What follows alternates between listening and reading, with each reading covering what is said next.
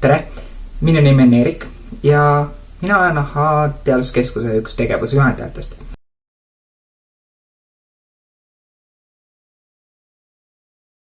Täna näitan teile siit karantiinist ühe lihtsa katse, millel on võib-olla natukene keerulisem seletus, kui tihtipeale antakse. Küünal, klaas ja alustassi täis vett. Ja üks kass ka. Paneme küünla vette. Jääb sinna ilusti hõlpima. Ja paneme ta põlema. Ja kui me klaasi peale paneme, siia tagurpidi, siis me märkame kiirelt mõnda muutust. Küünal alguses põleb natukene, aga niipea kui ta ära kustub, tõuseb veepind kõrgemale, koos küünlaga.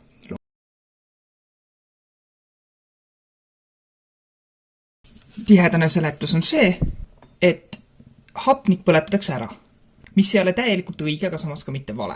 Suurem osa hapnikku põletatakse ära, aga selle asemele tuleb vesi ja süsihappegaas, selle valemi järgi. Mida suurem on N, seda lähemale 1/3 me jõuame.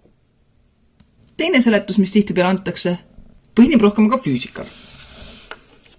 Nimelt, küünal kuumutab õhku klaasi sees, see paisub ja kui ta maha jahtub, siis ta tõmbab kokku ja atmosfäär surub siis vett sisse.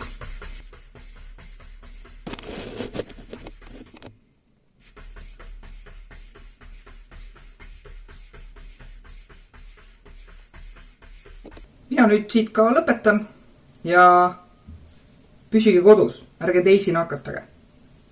Nägemist!